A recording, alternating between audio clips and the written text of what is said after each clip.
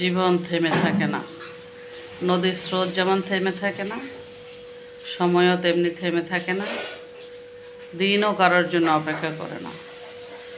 যেতে যেতে দেখেন আজ 5 রমজান, পঞ্চম রমজানের ইফতার করবো আমরা। তো প্রিয় ভাই বোন ছেলে মেয়ে সবাই কেমন আছেন আপনারা বলেন এই রোজার মধ্যে?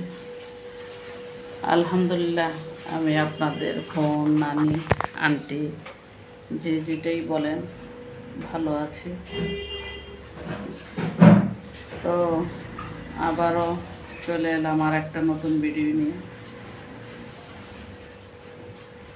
আপনারা আমরা যে ভিডিও দিই ইফতার বানানো, রান্না করা, এখন রমজান মাসে তো হয় ঘরে বাজার, শপিং, হয় রান্না।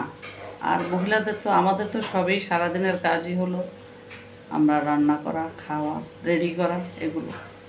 তাই আমার ভিডিওগুলো আমি ওইভাবেই তৈরি করে থাকি। অনেক বেশি মডার্ন আধুনিকতার কিছুই নাই বা পরিবর্তনের কিছুই নাই, আপনারা দেখেন। তো আজও এইরকম আরেকটা ভিডিও করতে চলে এলাম পঞ্চম রমজানের ইফতারে কি কি রেডি করতেছে। তো প্রতিদিনেই আছরের নামাজ পড়ে আমি এদিকে আসি, দেখি মিম কি কি রেডি করে। আসরের রমজানের আগে মোটামুটি সব কেটে টেটে গুছিয়ে ফেলবো। তো এই যে এখানে আজকে প্লেটে নিয়েছি কি, এটা একদম খুব তাড়াতাড়ি প্লেটগুলি টেবিলে নিয়ে আসে। বড়ই, খেজুর, পুদিনা, শরবত। এই যে টেবিলটা দেখিয়ে দিলাম। মোবাইল চার্জে দিয়ে রাখছে, চলছে।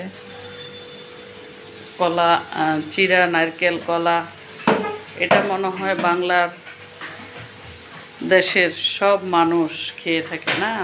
এই যে চিরা, কলাটা তো অবশ্যই সেহরিতে দুধের সাথেও খাওয়া হয়। তো এই যে চিরা, দুধ, নারকেল ভিজাই নিছে। কলা এখনও কাটে নাই, কলা পরে কাটবে। এই যে রেডি করে নিছে টেবিলে।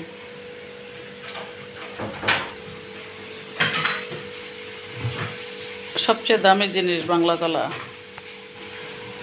150 টাকা ডজনের কম দিচ্ছেই না। এই যে কথা বলতে বলতে চলে এলাম রান্নাঘরে।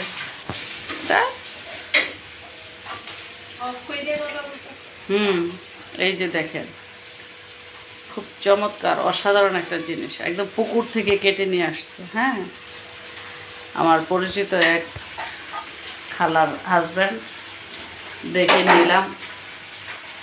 দেখেই লোভ হবে। এটা আসলে রোজা রেখে মনে হয় সব কিছু খাওয়া যাবে, খেতে বসলে আসলে খাওয়া যায় না। তারপরও নিয়ে আসলাম এটা।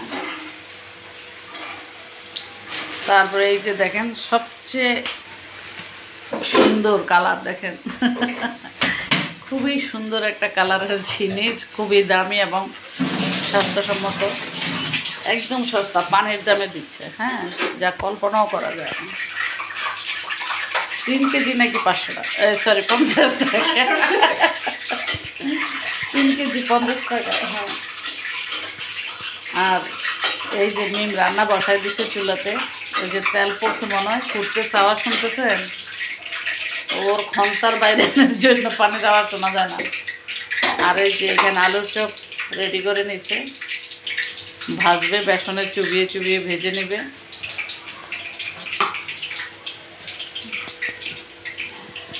আমার আসলেই শরীরটা ভালো লাগতেছে না, এই জন্য আমি এখানে বসে বসে আপনাদেরকে দেখানোর চেষ্টা করলাম ও কী কী ইয়ে করতেছে। তো দোয়া করবেন সবাই আমার জন্য। বিদায় নিচ্ছি, ভালো থাকবেন। প্রতিদিনের ইফতারি যেগুলি ঘরে বানায় ওইটাই বানাচ্ছে। তো স্পেশাল কিছু না, কোনো পিঠা বা কোনো হালিম এরকম কিছু না। জিলাপি আনতে পারতো তো জিম গেলে। যাই হোক, সবাই ভালো থাকবেন। বিদায় নিয়ে নিচ্ছি রান্নাঘর থেকে আজকের মতো। আল্লাহ হাফেজ। পঞ্চম রমজানের শুভেচ্ছা সবাই। আসসালামু আলাইকুম।